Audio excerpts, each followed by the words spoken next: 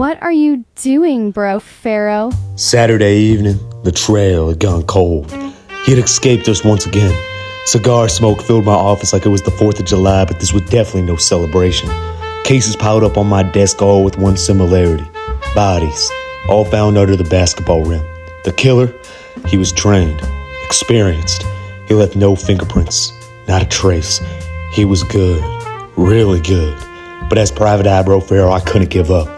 So I had to move fast before the LA killer struck again. You already know.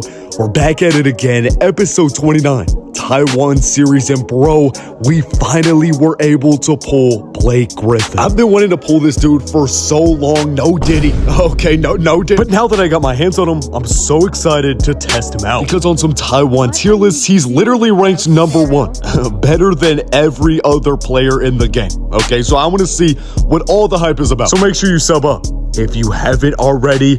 Lock in. So Blake Griffin is the best dunker in this entire game, okay? And that's probably the main reason why a lot of Taiwan tier lists are gonna put him at #1. His mid-range alley-oop genuinely lets him fly across the map. And then his close-range alley-oop, you can turn it to a 360-degree dunk. Like, bro. He has a couple different animations, for these alley-oops. He also has a driving dunk that he can also turn into a 360. And then you can also turn his dunks into a power slam. It quickens the animation, makes it harder to block. And then he has a putback dunk that he can do from 4 to 5 meters. The range on this thing is just absolutely disgusting. And yep, you guessed it, he can turn it to a 360 putback. He has this little run-up that he does to gain momentum, and then it's just crazy. He honestly floats in the air. He also has a step-back shot that is super consistent. He can also hesitate this step back into a spin drive and then do a 360 standing dunk. You wouldn't think of Blake Griffin as a shooter, but I've actually had decent success when using his step back shot for three. But overall, his dribble moves are actually really decent. Throwing some pump fakes, you can get nasty with these moves. They just add more unpredictability to all of Blake Griffin's broken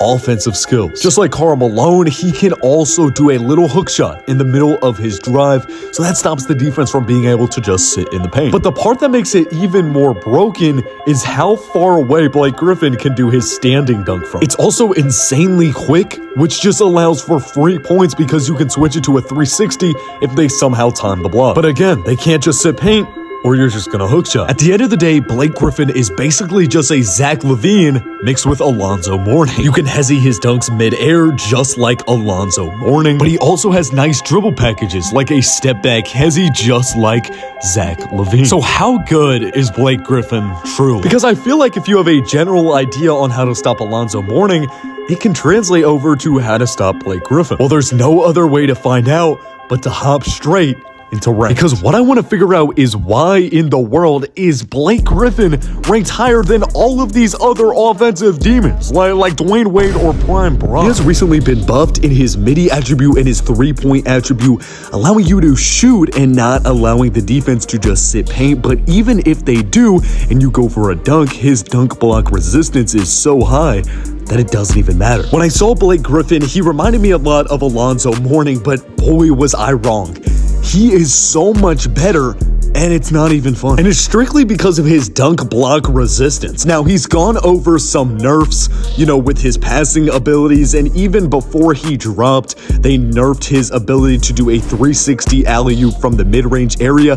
But even with these nerfs, he's still so broke. The amount you can delay this 360 is just absolutely insane. I've seen a specific meta where you go for a dunk with Blake Griffin, and if he bricks it, you literally can put back the dunk yourself. Now, I know they kind of nerfed this a little bit, making this harder to do, but it's still possible, and it's still just as broke. I'm gonna assume before they even think to drop this dude in the global server, they're gonna nerf him. Okay, at least nerf his dunk block resistance. Because Blake Griffin isn't your ordinary dunker, okay? He can space the floor, he can dribble, he can ISO, he can do putbacks, he can play elite defense, he can do everything. I mean, he is the best dunker hands down in Dunk City Dynasty, right? Nobody's arguing that, but being the best dunker doesn't necessarily make you the best player. But Blake Griffin's perfect ability to be versatile and space the floor after his most recent buff, or do some nice dribble moves and the ability to step back and step back hezzy,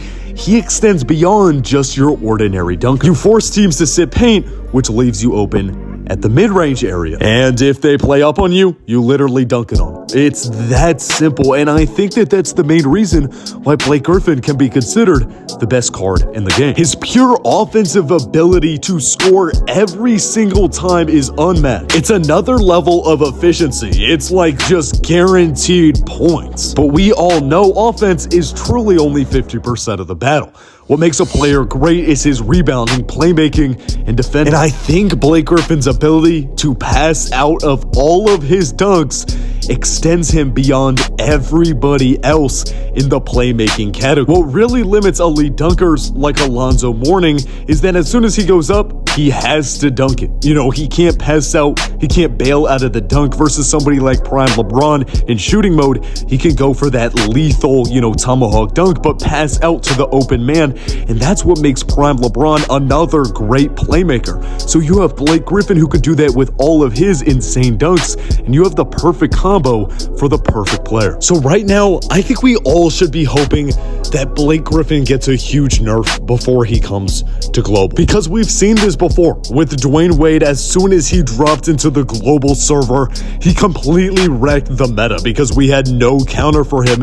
And the Blake Griffin that I'm seeing right now, there is no counter for him. Am I enjoying farming wins on Taiwan? Am I enjoying getting closer and closer to peak superstar on Taiwan? Well, yes, but if I'm able to do it, well, so are you and your teammate and their teammates and every single person in this game. And if everybody can get Blake Griffin and if everybody can dominate, then is it really that impressive to hit peak? As Hung Xiao once said, if we all win, nobody wins. And it's the truth. If everybody's able to run Blake Griffin and dominate, then what's the point? In the past, these devs have been pretty good at nerfing super overpowered players. So I have no doubt in my mind that before Blake Griffin drops into the global server, he's going to get some kind of nerf that's going to make him somewhat balanced. But as of right now, Blake Griffin is the most broken card in the game. I stand corrected. At the beginning of this video, I was comparing him to Alonzo Mourning, saying he's strictly a dunker. Maybe he can shoot here and there, but I don't see anything that special about him. I was wrong. Blake Griffin is one of the best players in this game, and it's not even close. And until they nerf him, he's going to be the best player for a while. If there was one word to describe Blake Griffin, he's simply unstoppable. There's nothing you can do to slow him down. There's nothing you can do to shut him down. You simply have to hope. Hope that he bricks the dunk. Hope that he misses the putback right after. Hope that he takes a bad shot. And hope that you never have to play against a Blake Griffin ever again. What are you doing, bro?